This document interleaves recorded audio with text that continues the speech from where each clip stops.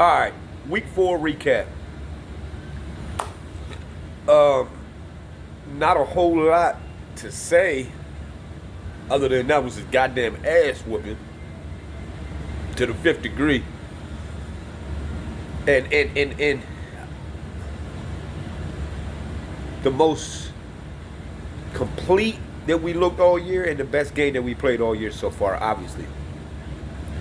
I started to worry when, we get the lead. I'm like, here we go again. Josh Allen made that play with his legs amazing, and then threw across his body to do. I'm sitting Shakir. I'm sitting here like, man, here we go again. We didn't really throw across his body, but it was just an amazing play either way. But you starting to think, oh shit, here goes the lead. We're gonna do it again. But the defense, once again, they did their job. Amazing effort all the way around. Except for you, Harbaugh, I'm never gonna give you the credit because you only win because of your team. You only win because of the talent that you have on your team. You are not the cause for the team winning. And you never will be. And this is the shit that I tell people about the Harbaugh fans. Well, he won. He wins in spite.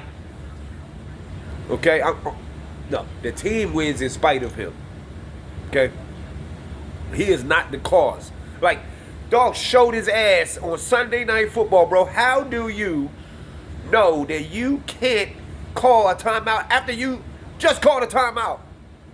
Embarrassing yourself with your lack of knowledge and game management, bro.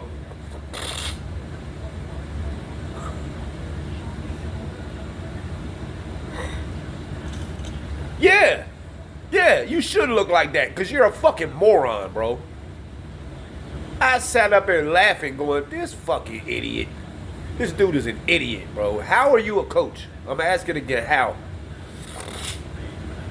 You have been saved by your coordinators and your players for way too long, John. It is time to go. But I'm not going to focus on the negative today because that was an amazing win. We looked good. We had the all-black everything on. You know how we play in those. That's how we're supposed to look at home, not how we did against the Raiders. The Steelers lost. Thank you to the Colts.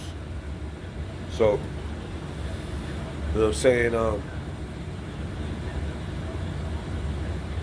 The whole division pretty much broke even. Let's see.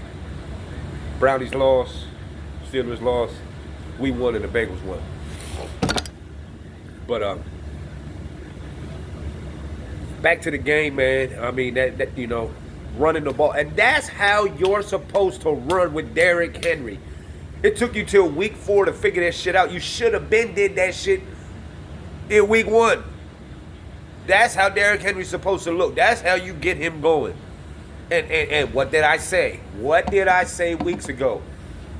Have a formation with Project Pat leading the way, paving the way, and when you have Project Pat paving the way for Derrick Henry, nobody wants any parts of that, especially 20 times a game to 25 times a game. Nobody wants any parts of that. And that's why I said until they tap out. And they did exactly what I said they should have been doing, man. Monken and Harbaugh, y'all can't be this dumb, bro. Y'all should have been on this time. And look, in fairness, I'll give them a pass. And I don't do that much.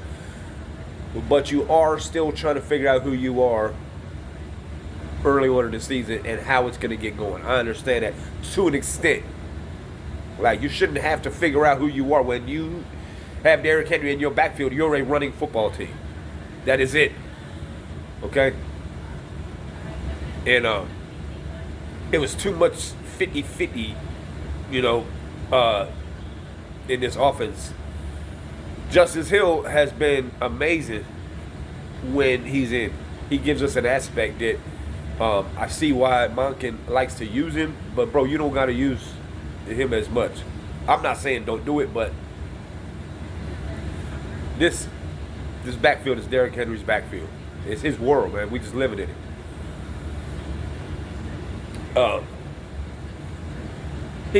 He got 199, man. A yard short of 200.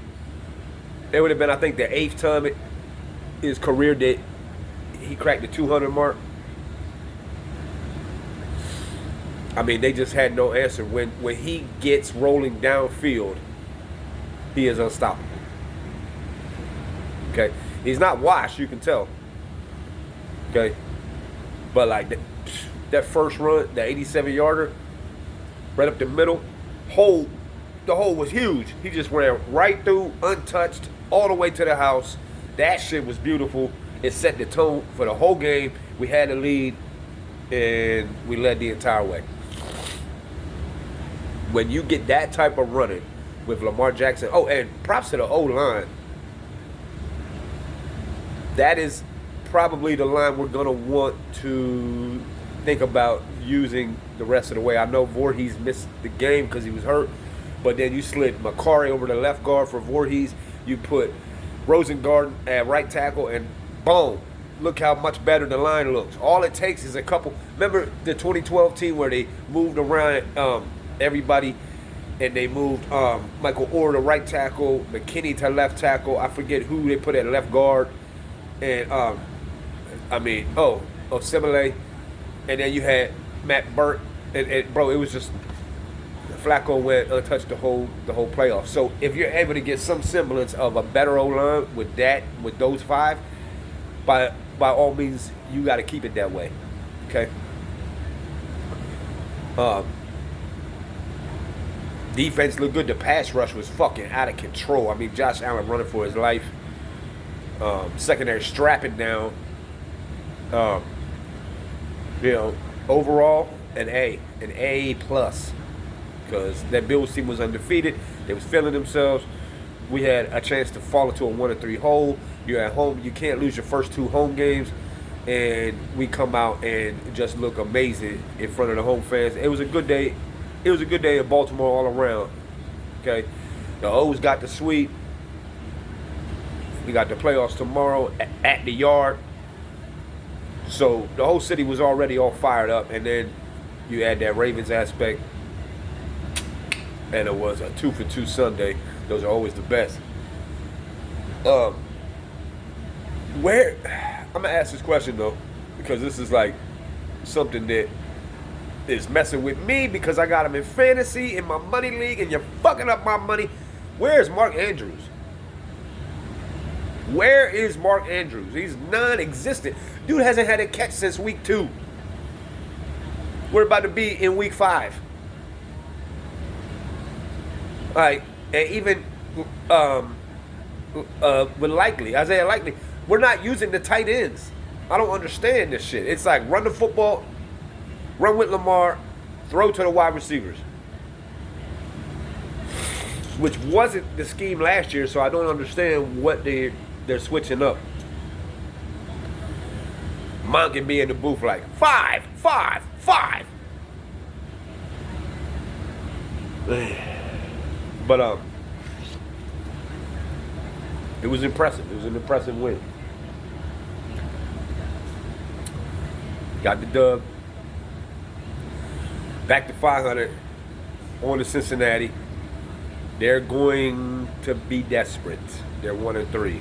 They cannot fall 1-4, and we can't fall to 2-3. So somebody gotta take this L unless we both tie. Which, goddamn it, I hate that shit. So we don't know what's up with Justin Tucker, the kicking shit, because he didn't attempt a field goal in this game. He hit on all 5 extra points.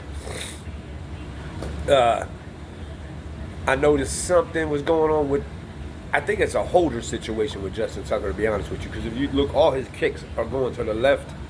And we talked about this in the Ravens chat about how Sam Cook would hold the ball kind of out in a way, and old boy holds it like up close. it could be affecting him. Um, but all around a great effort, fellas. You know, in spite of your head coach, who's an idiot and showed his ass. Like, how embarrassing, yo! You get up on Sunday Night Football and get a penalty because you didn't know that you couldn't do that shit, and then you sitting there looking stupid. I'm like, this is why I fucking hate him.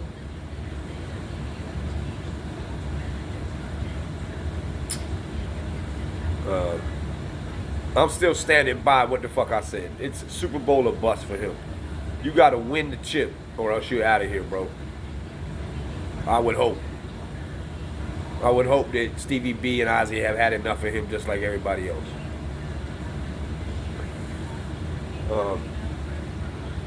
Moving on to next week. It was a great dub. Like I said, just an ass whooping. Offense looked great, defense looked great, running game looked good, passing game looked good. Everything looked amazing other than the coach. No breakdowns on special teams. No missed kicks. Carrying over the momentum from last week. So, all we can really say is on to Cincinnati, man. And we got the dub. All is well in Ravens Nation for now. But as we know, this team is a roller coaster, so next week could be a completely different story. But only time will tell. Go Ravens. I'm out.